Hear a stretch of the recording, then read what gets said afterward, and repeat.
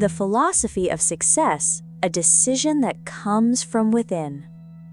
Imagine standing at the edge of a vast ocean, watching the waves crash against the shore with relentless power. Each wave began as a distant ripple, just as every great success starts as a small decision within someone's mind. This is where our journey begins, not with grand actions or lucky breaks, but with that quiet, powerful moment when a person looks inward and truly decides, that they will succeed no matter what.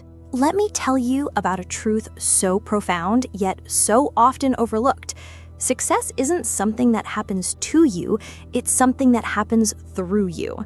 It's not about waiting for perfect conditions or hoping for some magical opportunity. Real, lasting success comes from recognizing that you already possess everything you need to create the life you want. The only thing standing between you and your dreams is the decision to pursue them without compromise. Think about how many people go through life believing success is reserved for a special few, those with extraordinary talent, wealth, or connections. But history tells a different story. Consider the case of a young man born into poverty in rural Illinois in the early 1800s. His mother died when he was 9. He had less than a year of formal schooling. He failed in business at age 21, lost a legislative race at 22, failed again in business at 24, lost his sweetheart to death at 26, had a nervous breakdown at 27, lost congressional races at 34 and 36, lost a senatorial race at 45, failed to become vice president at 47, and lost another senatorial race at 49. At 51, he was elected President of the United States. His name was Abraham Lincoln. What made the difference? Not circumstances, but decision. A decision to keep going when every logical reason said to quit. This is the first fundamental truth we must understand. Success begins as an internal commitment long before it becomes an external reality. Your mind is the most powerful success tool you possess, yet most people never learn to use it properly. Every day, your thoughts are shaping your reality, either building bridges to your dreams or constructing walls that keep you trapped. The successful person understands this and takes control of their mental environment with the same care a master gardener tends to their plants. Now let's talk about the biggest lie we've been told about success, the myth of the overnight sensation. Nothing meaningful happens overnight. Behind every so-called overnight success are years of unseen effort, failures, and quiet persistence. Take the story of Colonel Sanders, who was 65 years old when he started Kentucky Fried Chicken with his first Social Security check of $105.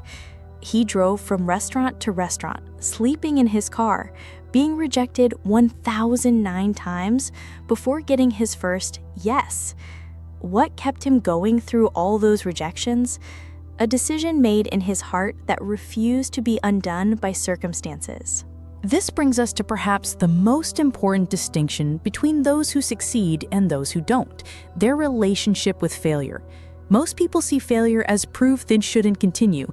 Successful people see it as feedback, telling them how to adjust their approach. Thomas Edison famously said, "I have not failed, I've just found 10,000 ways that won't work."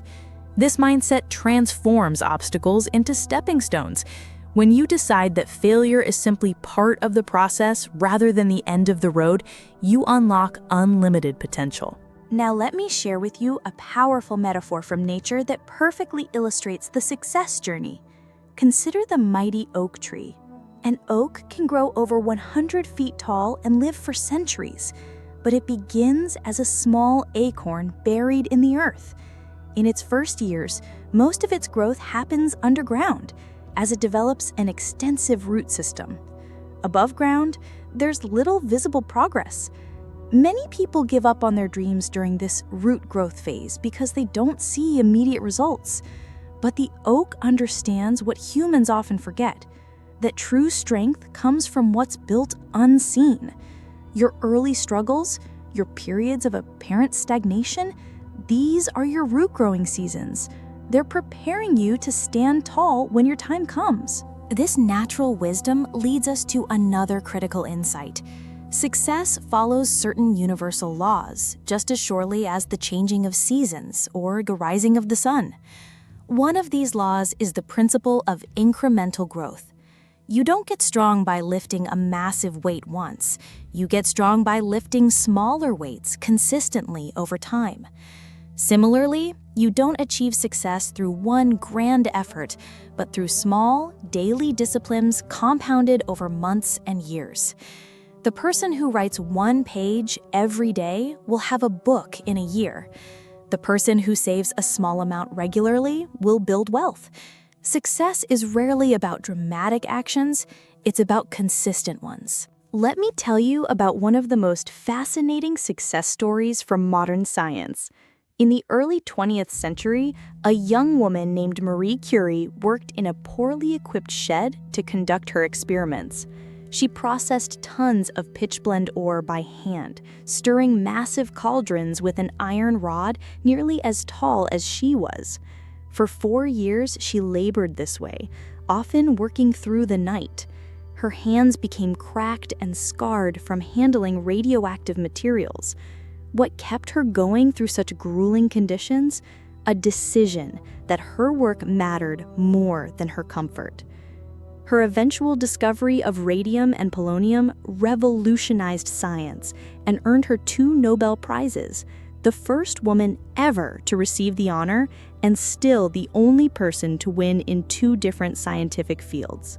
This illustrates another fundamental truth. Success requires sacrifice. Not meaningless suffering, but conscious trade-offs. Every hour spent pursuing your dream is an hour not spent on leisure. Every dollar invested in your growth is a dollar not spent on temporary pleasures. The successful person understands this and makes these choices willingly, seeing them not as losses, but as investments. Now let's address one of the most common success killers, procrastination.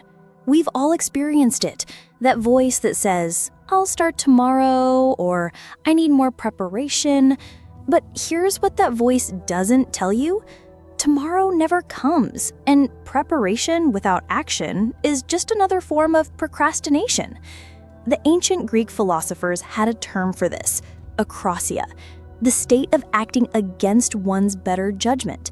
It's knowing what you should do, but failing to do it. The antidote? Decision followed by immediate action.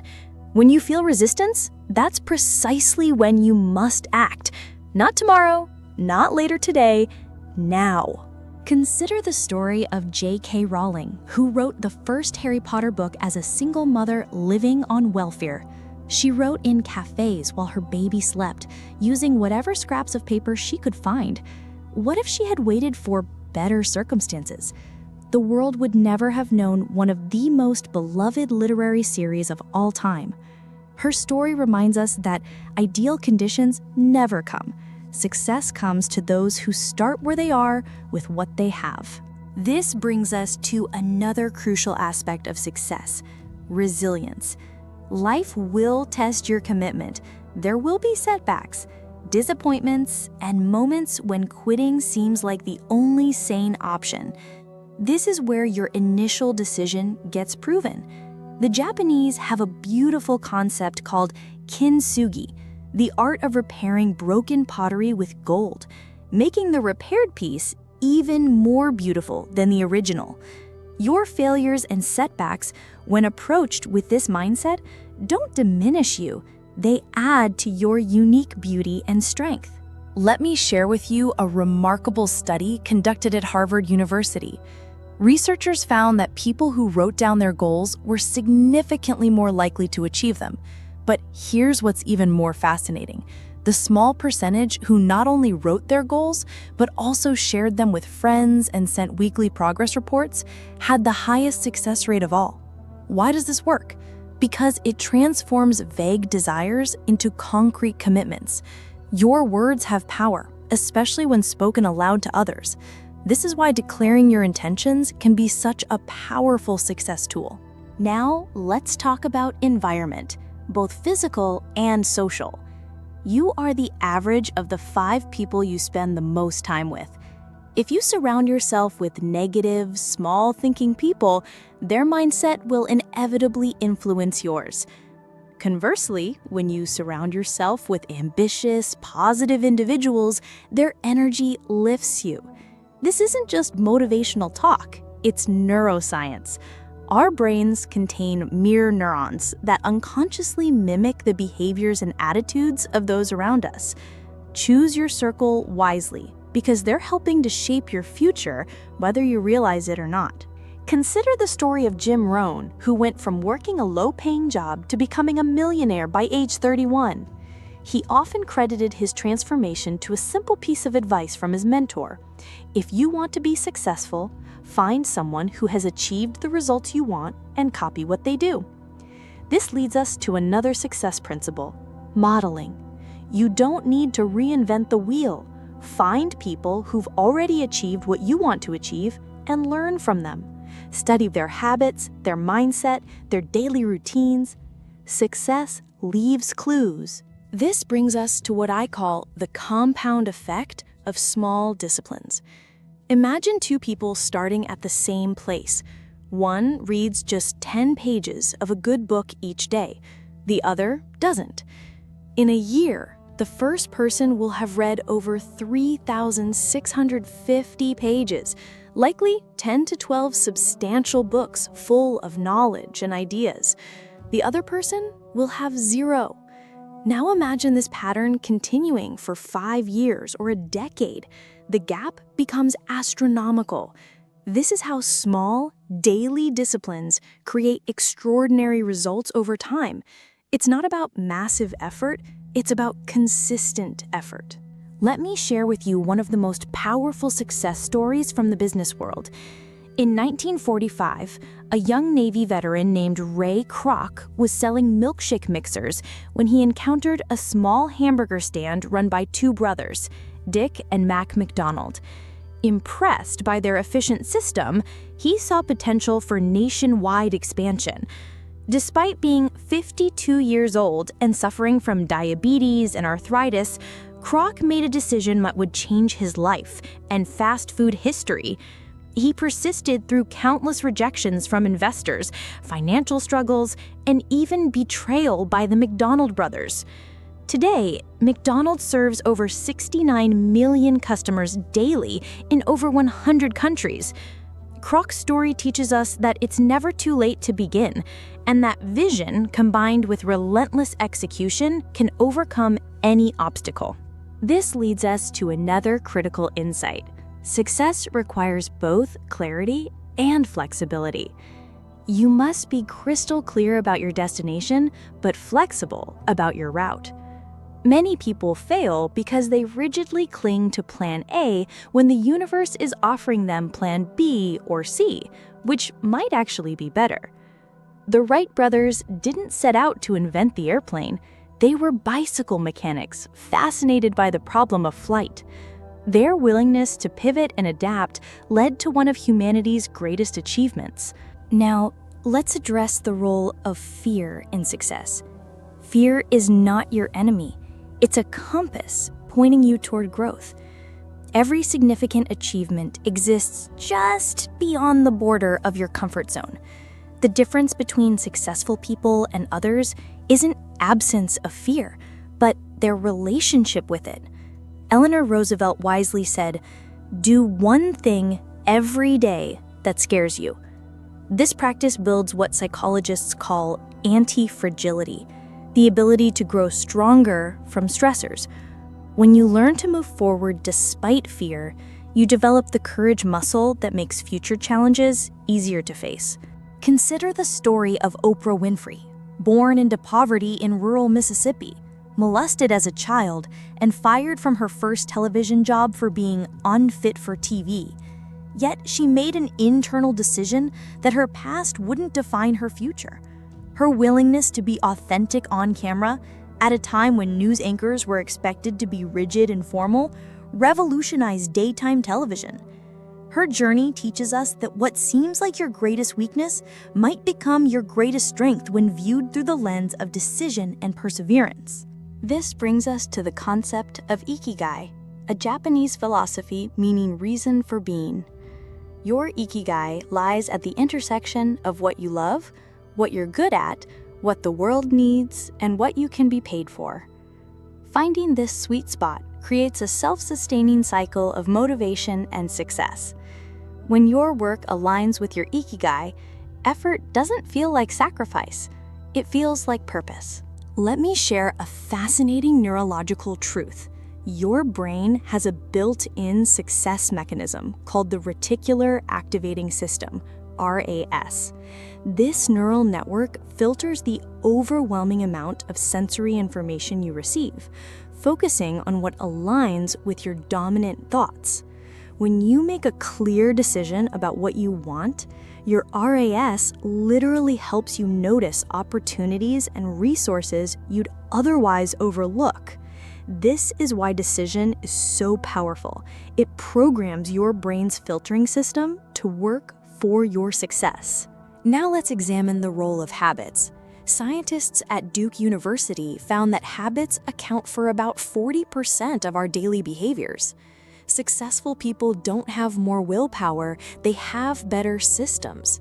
By turning productive behaviors into automatic habits, they conserve mental energy for important decisions.